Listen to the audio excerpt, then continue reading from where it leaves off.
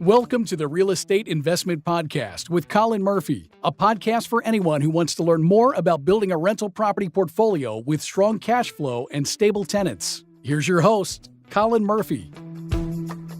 Hey everybody, this is Colin Murphy and welcome to episode 33 of the Real Estate Investment Show. So my theme today is the 5 most important steps to get to financial freedom. I think one way or another, we all aspire to having financial freedom, either consciously or subconsciously. That means different things to different people, but for most of us, it means having enough money arriving in your bank account every month to cover your bills and your responsibilities, whether you're actually working or not. So financially free people can retire whenever they want, but most keep working on stuff that they love doing. And I think that's a place we'd all like to be, right? So if it is, here's my 5 steps to get you moving in the right direction. Although I'm sure a lot of our listeners are already moving in the right direction. Step number 1, you need a good team. You can't really get rich on your own. I mean, if you did, then A, you must be brilliant, and B, you could have done it a lot quicker with some help. So you need partners to do it right and to do it well and to do it quickly and easily.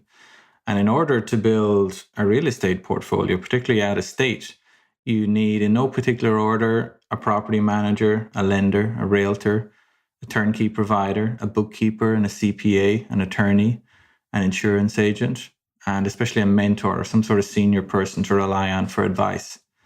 And if you're a property flipper like I am, you need all of those and several more as well, like contractors, roofers, AC guys, electricians, plumbers, title agents, wholesalers, admin assistants, and last but not least, like-minded business partners who can push you forward or hold you back depending on your impulses. So having a good team is crucial if you want to achieve financial freedom. And the good news is that it's not that difficult to build a good team. You can do it if you're deliberate about it and if you're clear on what types of people you want to have on your team and what you can offer them in return. Nobody's going to do it out of the goodness of their hearts. It has to be win-win situations. They're the ones that work. Number 2, and this is the tricky one for a lot of people, it's to accumulate wealth, which you need to do for financial freedom. To accumulate wealth, you need to live below your means year after year after year. And you need to consistently invest the excess savings you accumulate.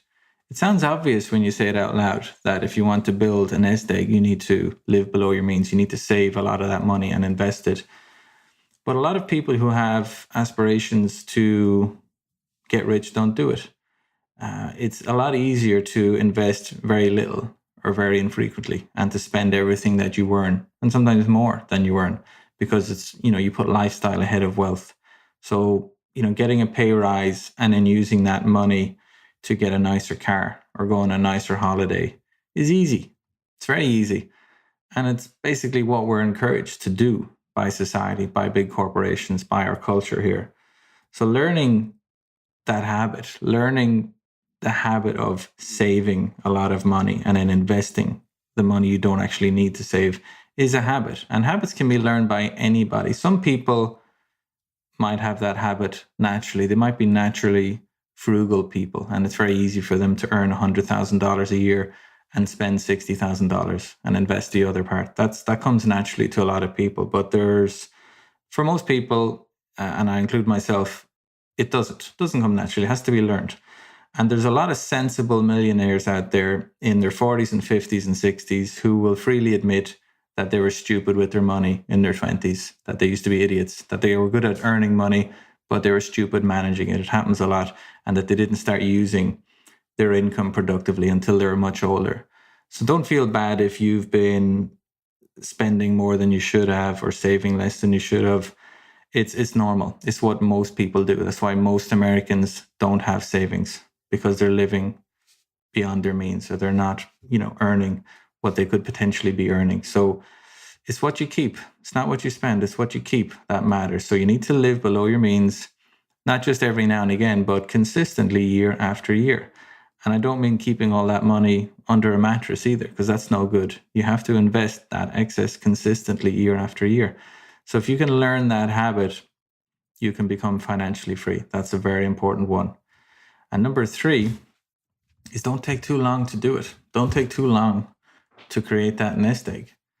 I mean, you could take 40 years to be financially free if all you're doing is putting money in a 401k. It could literally take you from 25 to 65 years old to accumulate enough wealth to be financially free, which isn't a whole lot of, you can do better.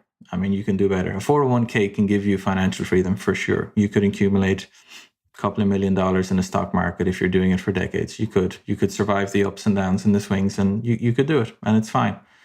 But to be honest, it's slow, and it's probably a little lazy, if I'm being blunt. I think it's a bad idea to rely on someone else to take care of your finances. I mean, getting a team is important. It's very important, but everybody should be taking responsibility for their own finances. Don't just assume someone else is doing it for you. I mean, if you're in a well-paid corporate job, it's certainly a good idea to take advantage of a 401k. A lot of tax advantages to doing that.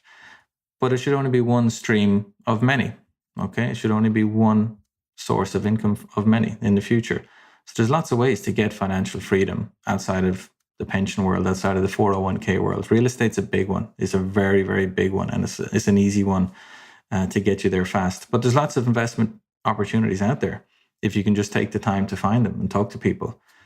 So don't take too long. I mean, I'm not saying that you should do it in 5 years either. I mean, some people have achieved financial freedom in 5 years, but that took a lot of risk, I'm sure, a lot of aggression, a lot of good luck.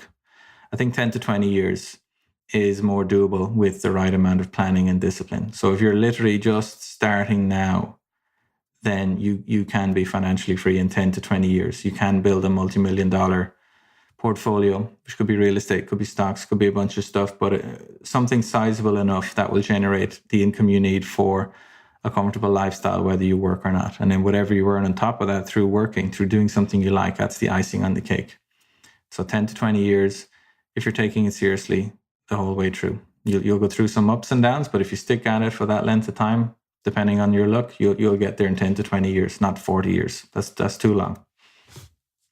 So point number 4, leverage is your friend, but don't go crazy on it. So I'm a big fan of leverage. It's great that you can use the bank's money to buy multiple properties at a fixed interest rate. It's awesome that you can use the tenant's money to pay your principal and your interest and your insurance and your property management fees and still leave a couple of $100 a month left over. That's a good deal. That's a really good deal. Millions of regular people have gotten rich just by doing that. It's a good deal. But in the short to medium term, that deal, borrowing money to accumulate rental properties, it adds nicely to your net worth over the short and medium term, but pretty slowly to your income. And financial freedom is all about the income it throws off. So unless you have a massive portfolio, like dozens and dozens and dozens of properties, which most of us are never going to get, and you don't need to either, but unless you have a massive portfolio, you only generate financial freedom volumes of income from real estate when those mortgages are paid off. Okay, makes sense. You can use the bank's money to buy 7 or 8 or 9 properties. That adds a lot to your net worth as that equity gets paid down. If you're lucky, the market's moving in the right direction, but you're not earning enough income from those properties to pay for your lifestyle, to pay for all your living costs, your groceries, your insurance, your home, your vacations. 8 or 9 properties isn't going to do that for you. It will when the mortgages are paid off, though, and then some. So there's a balance to achieve. And it'll depend on your age and your appetite for risk. So, for example, if you're in your late 50s and you're hoping to retire within 10 years, you probably don't want to go remortgaging your properties to buy more. You're better off working harder and paying off the ones you have so that you can live on that free and clear income, that you have the option to live on that free and clear income, no matter what else you're going to be doing. If you're younger, if you're in your 30s and 40s, then you should probably put a priority on accumulating assets and just make sure they all have adequate reserves and equity cushions, but put the priority on accumulating the assets because then they'll be paid off when you're in your 50s and 60s. And that's when that income is going to come pouring in. But whatever you do, and listen carefully to this, but don't ever release equity on a house to improve your lifestyle. Don't ever fall into that trap. I buy properties in foreclosure auctions from people that do that. Don't do that. Don't remortgage your house to buy a car, to take a vacation. Don't even remortgage your house to renovate the kitchen or the bathrooms. Do that with your own money. Do that with what you've left over after you've taken care of your overheads and your investments. Then you can treat yourself to that stuff. Put the priorities in the right order. Okay, so if you're taking on debt, and that's good, debt can be your friend, but if you're taking it on, only do it if you're using that debt to invest in something that will pay a higher return. Don't take on debt to buy something that devalues. Don't take on debt to have a nice experience. Don't do that. Have nice experiences by all accounts. That's what life's all about, but don't do it with debt. Take on debt if you're using it for something else. Take on a 5% loan if you can put it to work getting 10%. That makes sense. Do that all day long, okay? So that's important. Number 5, and this is the optimistic note, is anybody can achieve financial freedom. Anybody at all. Just keep educating yourself and hang around with the right people. You don't need to be a genius to achieve financial freedom at a relatively young age. You don't even need to be above average intelligence. You really don't. I've met a lot of people that are very, very successful and very wealthy, and you would never call them brilliant people. They're disciplined. They're stubborn, and if they've stuck at it, they got the right habits.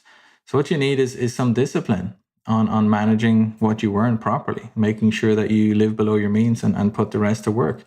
You need to keep educating yourself as well by reading the right kinds of books, getting the right mindset, listening to the right kinds of podcasts, and even more importantly, hanging out with the right kinds of people. So if nobody in your circle of friends or your family is taking investing seriously, then your chances of doing it are pretty low. So I'm not suggesting you dump your buddies or stop hanging around, with your family. Obviously not. But do start looking for ways to spend time with people that are further ahead of the curve than you are, that are on their journey to financial freedom. So it could be going to networking events, mastermind events, RIA meetings. It could be anything like that, and just try and approach people that you see that are doing well and that you'd like to emulate. But don't just ask people to give up their valuable time to help you. That's not really the way to approach it. You need to flip that thinking and instead offer to help people that have something to teach you. You offer to help them first, okay? Offer to help them first. Those that give, receive. That's the attitude you need to have when you want to learn from somebody who's a little further ahead of the curve than you are, okay? So let me do a quick recap of those 5 steps to get you moving in the right direction. The first one, you need a good team. You need a good team. At a bare minimum, if you're doing a real estate portfolio, you need managers, lenders, realtors, turnkey providers, bookkeepers, attorneys, insurance guys, and somebody to bounce ideas off and double check what you're doing. Second one is live below your means, and for a long time, not just a year or two. Live below your means for a long time. I mean, obviously you need to get your debt paid off. You need to accumulate your emergency funds, your savings funds, and once you do that, then keep living below your means. But now you're going to have some money to invest, and keep doing that for a long time, and you'd be amazed at how that can snowball over time. If you live below your means and invest amounts consistently in the right kinds of products. Number 3, don't take too long to create that nest egg. And the trap a lot of people fall into is that they just do that 401k and they just assume some guy managing a mutual fund is going to take care of your financial freedom. They're going to take care of your retirement for you. Don't take that lazy option. That's the long-term lazy option. Take you 40 years to do that. You don't need to take 40 years. You can do it in 10 to 20 years with some planning and discipline, and it's worth it. No point in just having financial freedom when you're 65 or 70 if you can have it when you're 50 or 55 or 45 or 50. I mean, why wait that long? There's no need. So you can definitely earn enough passive income to have a comfortable lifestyle in a much shorter period of time. Number 4, leverage is your friend. Don't go crazy on it. It has a bearing on if you're younger, your priority should be in accumulating assets. If you're older, it should be on paying off those mortgages. And whatever you do, don't ever release equity on a house to improve your lifestyle. That's the opposite of financial freedom. That's getting yourself into debt for no reason. And number 5 is remember that anybody can do it. I mean, if you have the discipline and you happen to be very smart as well, then you're going to do it a lot quicker. Okay. And if you have the discipline and you're just a regular Joe like I am, then that's fine. You can do it pretty quickly as well. But either way, keep educating yourself, keep disciplined, hang around with the right people. And I think you learn it just gets fun. It's fun to start accumulating assets and to see that nest egg accumulating. You can be very happy doing it. You can be happier than the people that are trying to spend their way into being happy, because that's, doesn't really work either, does it? So there you go. There's my 5 tips for financial freedom. I hope you found that useful. Hope you like it. Feel free to drop any comments, any reviews are always appreciated. And I'll be back soon with episode 34. In the meantime, this is Colin Murphy signing out. You guys have a great day. Thank you. This recording contained general information relating to the real estate market, and it is for educational purposes only. Buyers should always seek appropriate legal, tax, and financial advice from suitably qualified professionals before entering into any real estate transaction. Actual returns from rental properties will always vary from person to person and deal to deal based on unique circumstances. And while we've no reason to doubt the validity of comments of any guests on our show, we do not warrant their accuracy. Thank you. Thank you for listening to the Real Estate Investment Podcast with Colin Murphy. Don't forget to hit subscribe on iTunes, Stitcher, and Google Play for new episodes and tips on building a rental property portfolio.